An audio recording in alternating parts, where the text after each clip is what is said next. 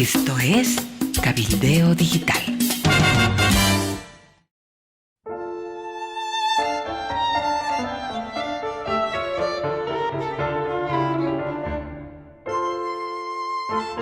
Usted está escuchando cabildeodigital.com. A continuación, el informe especial con Amalia Pando. Hola, ¿qué tal? Les habla Amalia Pando y este es un nuevo encuentro con todos aquellos que prefieren escuchar las noticias. Lo primero que quiero decirles es muchas gracias a todas las personas, que fueron muchas, que emitieron su opinión a propósito del informe anterior, No Volverán. Muchas gracias a todos los amigos que además se están uniendo de a poquito al canal Cabildeo de YouTube y todos aquellos que han suscrito para recibir toda la producción de Cabildeo. Dicho esto como introducción, vamos al tema de hoy, las soñadas milicias. Así es que la violencia es necesaria para un proyecto dictatorial. Esta es la segunda parte de esa nota que tituló No Volverán. ¡Guerra civil! ¡Guerra civil! ¡Guerra civil! ¡Guerra civil! ¡Guerra civil! ¡El Alto no está solo, carajo! ¡El Alto no está solo, carajo! ¡El Alto no está solo, carajo! ¡El Alto no está solo, carajo! ¡El Alto no está solo, carajo! ¿Con qué te has metido, carajo? Aquí está Autovali, vas a sacar la cara por el proceso de cambio, carajo. No sabes con qué te has metido, aquí estás cercado, aquí estás rodeado, toda la paz está cercado. Estamos pues en las puertas de unas elecciones nacionales que tendrán como principal actor a una fuerza que no es democrática, el MAS. Si gana, acabará con la institucionalidad democrática, avanzará hacia un capitalismo autoritario y se sostendrá para nunca más soltar el poder en milicias populares y en el narcotráfico como en Venezuela. Si pierde, que es lo más seguro, el MAS se convertirá en una organización política militar que no dará tregua al próximo gobierno con acciones terroristas de toda intensidad. El narcotráfico, que es la base de este partido, no hay que perderlo de vista, es de naturaleza violenta. Por ser una actividad ilegal y reprimida a nivel internacional, necesita de un aparato armado de vigilancia y dispuesto a matar a quien se le enfrente. Los niveles de crueldad que usan los narcotraficantes no tienen límites. Así mantienen la lealtad interna, castigan a los soplones, defienden su mercado y acaban con sus enemigos. Fueron las armas del narcotráfico las que Evo Morales usó en octubre y noviembre del año pasado para sofocar el levantamiento nacional contra el fraude y posteriormente para arremeter contra el naciente gobierno transitorio. Sí, las milicias son una tarea pendiente. Raúl García Linera confesó últimamente en una entrevista en la Argentina que el gobierno de Evo Morales, y lo dice textualmente, también intentó hacer formación militar en los movimientos sociales, pero con mucha irresponsabilidad, dijo Raúl García Linera.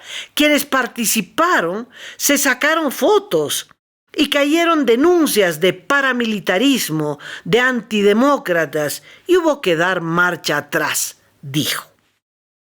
En enero pasado, en otra entrevista, Evo Morales formuló la necesidad de formar milicias, como en Venezuela, dijo.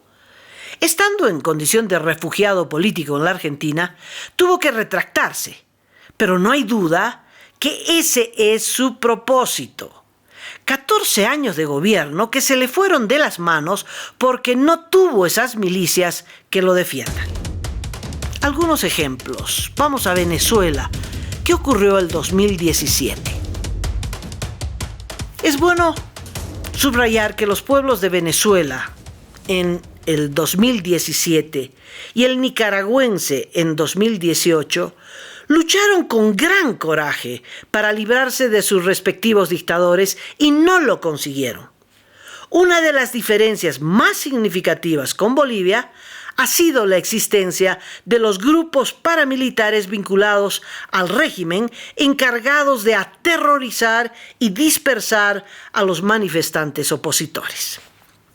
En Venezuela, los llamados colectivos, entrenados, pagados, protegidos y armados por el régimen de Nicolás Maduro, actuaron unas veces como francotiradores y otras atacaron desde motocicletas. Aparecen y desaparecen rápidamente. En medio, en segundos, dejan un baño de sangre con disparos precisos a matar en la cabeza o en el pecho de las víctimas. Entre abril y agosto de 2017 se registraron más de 6.000 multitudinarias manifestaciones. La policía reprimió sin piedad con gases, balines y canicas de vidrio. Pero los colectivos lo hicieron a bala. El saldo trágico en esos 5 meses fue de 163 personas asesinadas, la gran mayoría jóvenes, y otros 1.413 heridos, también a bala. Entre ellos, Willy Arteaga, un violinista de 23 años que encabezaba la protesta estudiantil.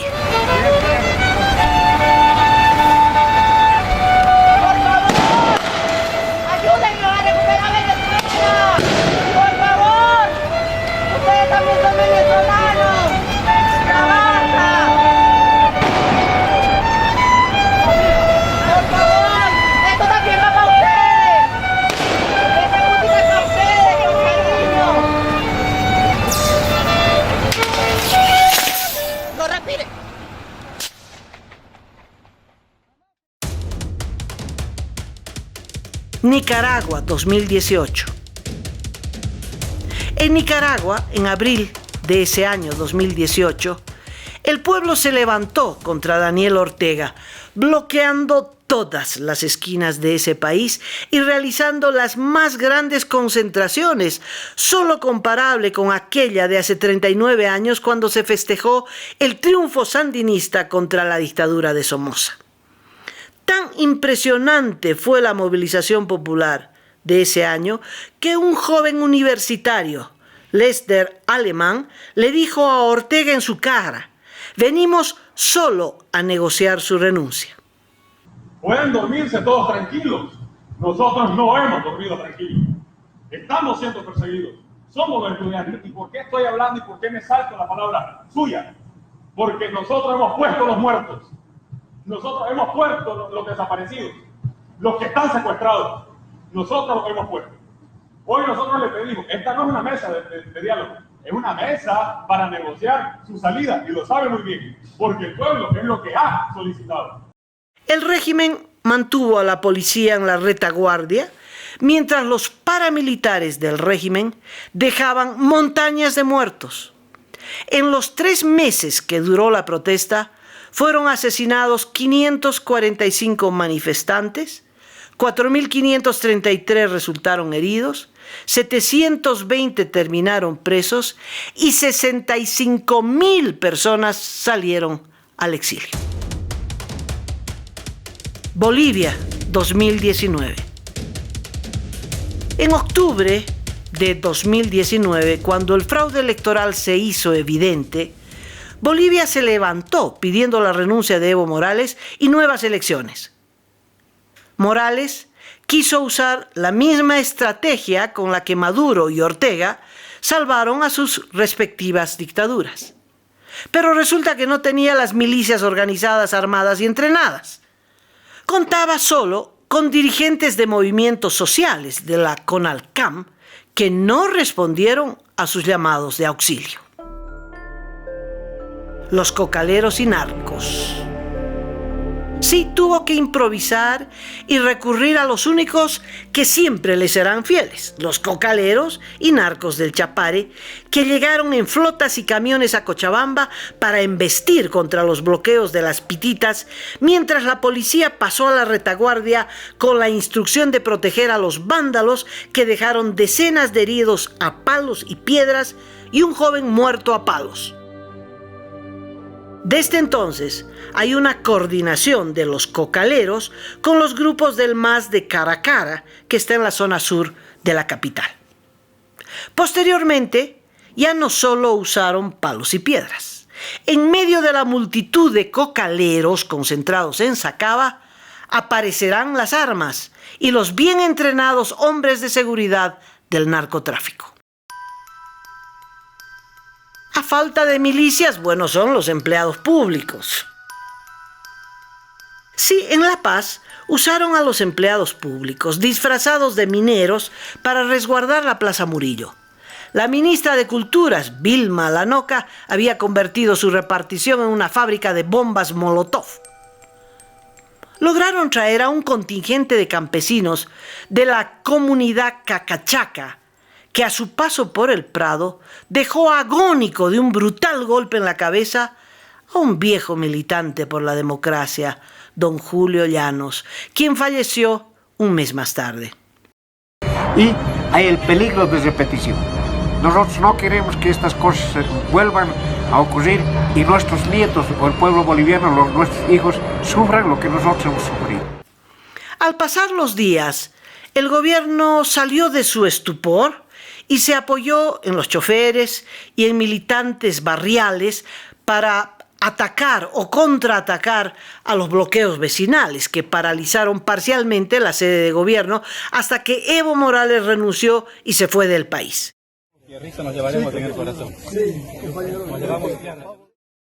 Funcionarios del Ministerio de Salud, en coordinación con los militantes del MAS, tomaron el aeropuerto del Alto para impedir la llegada del líder de los cívicos cruceños, Luis Fernando Camacho, que llegó de todas maneras.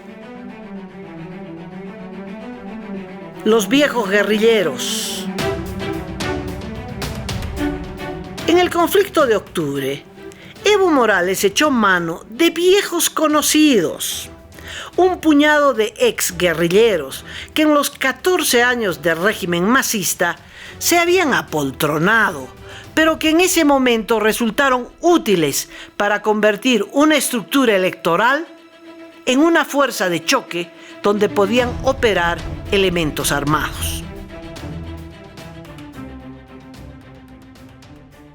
En Montero, Santa Cruz, el MAS mató a bala a dos cívicos, Mario Salvatierra, de 60 años, y Marcelo Terrazas, de 48. Además, otros 6 resultaron heridos. La cabeza visible del ataque fueron 2 candidatos del MAS de la circunscripción 46.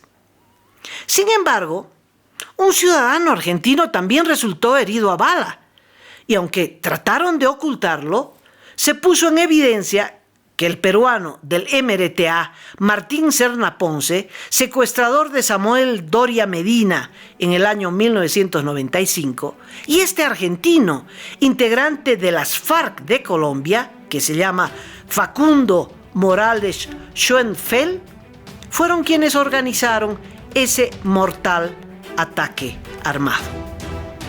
Investigaciones posteriores dieron con el domicilio de Serna Ponce, ahora nuevamente prófugo de la justicia. Tenía una casa en el condominio Barceló, con piscina y churrasquera, y una esposa veniana, Miss Verano Bolivia. Antes de escapar hizo 2 retiros bancarios por 50.000 bolivianos en total. Las caravanas. ¡Qué episodio! Al despedir a sus seres queridos.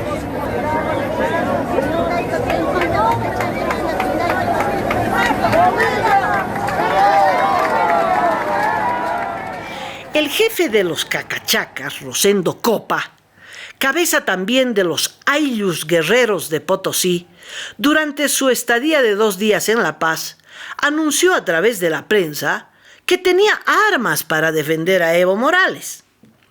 Su misión fue detener el paso de las 2 caravanas de mineros y estudiantes que desde Potosí, Sucre y Oruro debían llegar a La Paz para reforzar la lucha para que Evo Morales renuncie. El pueblo unido jamás será vencido. Es muy probable que Copa hubiera regresado a la carretera Oruro-La Paz acompañado de francotiradores del Ministerio de Gobierno y con armamento de alto calibre. Hipótesis que tiene que ver con los resultados de su acción. Los días 9 y 10 de noviembre, poco antes de la huida de Evo Morales, 15 buses primero y 45 después fueron atacados por francotiradores. Ambas caravanas fueron obligadas a retroceder en medio del silbido de los disparos, el impacto en los vidrios de las movilidades y la sangre de 8 heridos graves a bala. Vamos.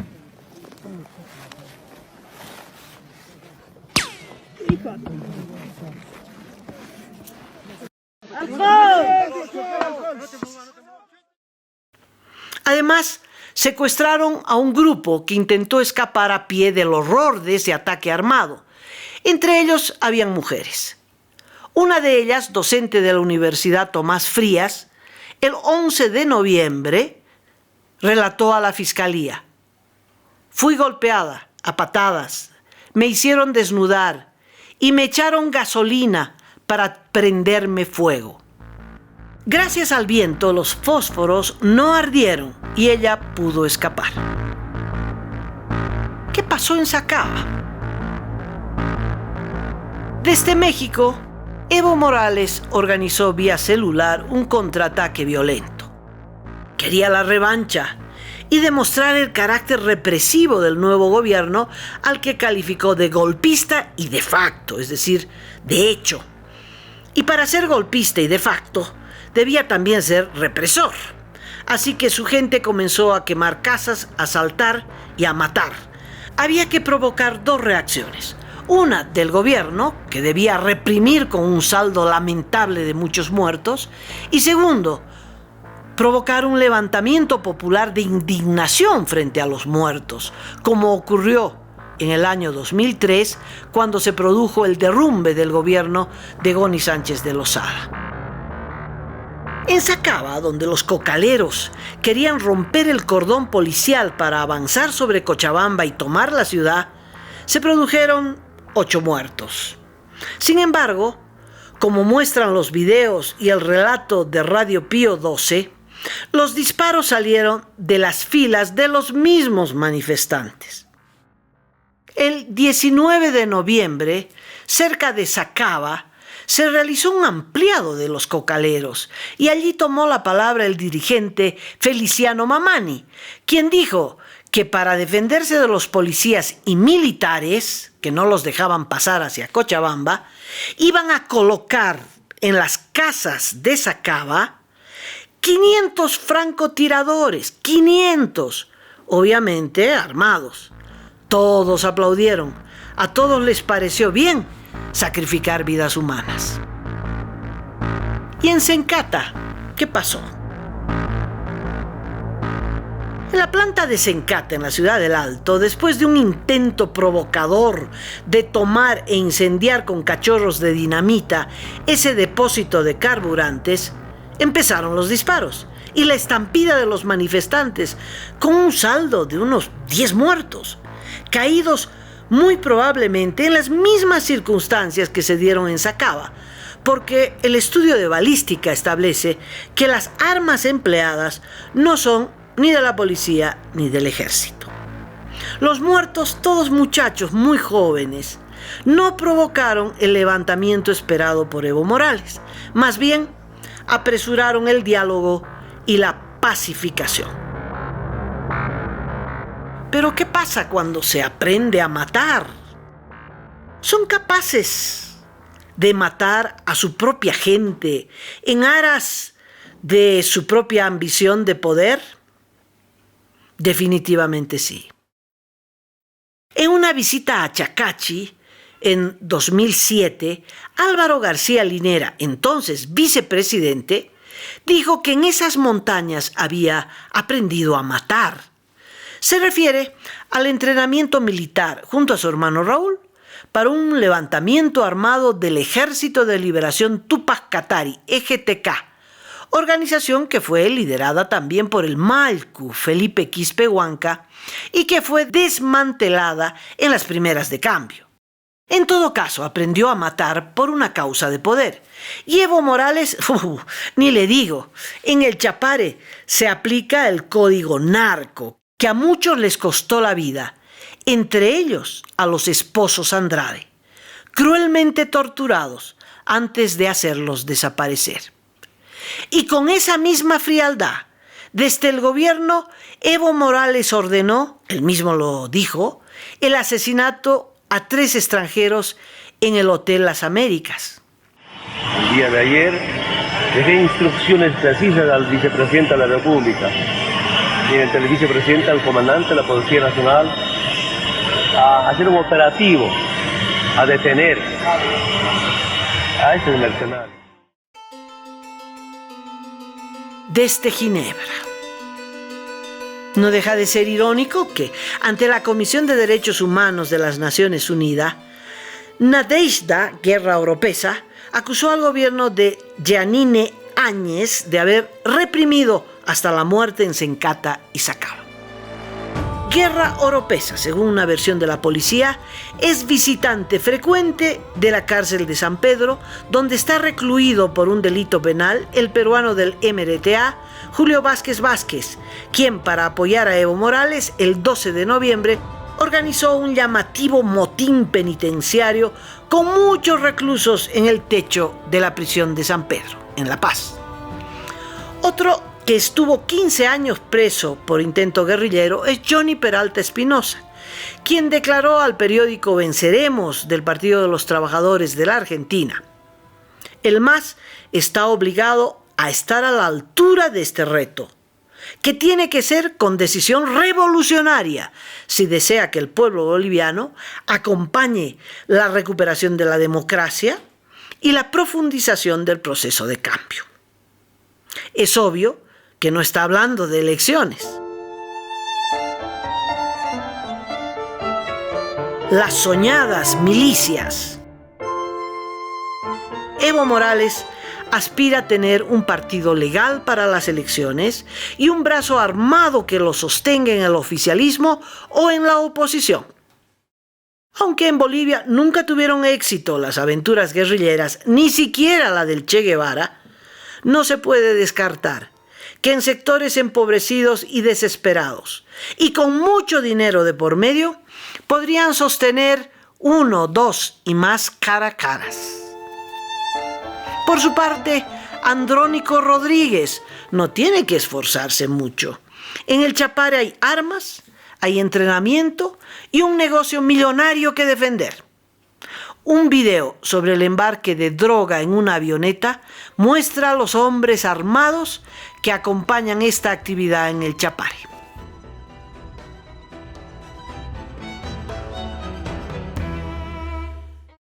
Ganarle las elecciones al MAS es un imperativo de sobrevivencia para la nación. Pero el próximo gobierno democrático la tendrá muy difícil, con la crisis económica, el coronavirus y los grupos armados del MAS. Punto final.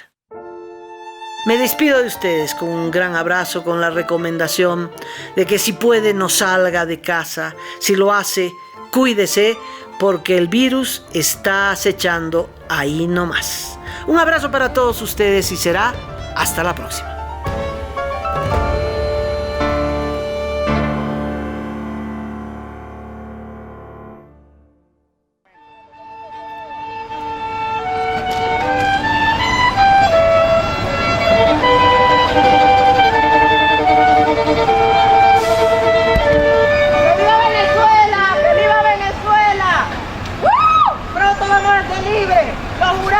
Y ustedes también pronto van a ser libres porque también son venezolanos.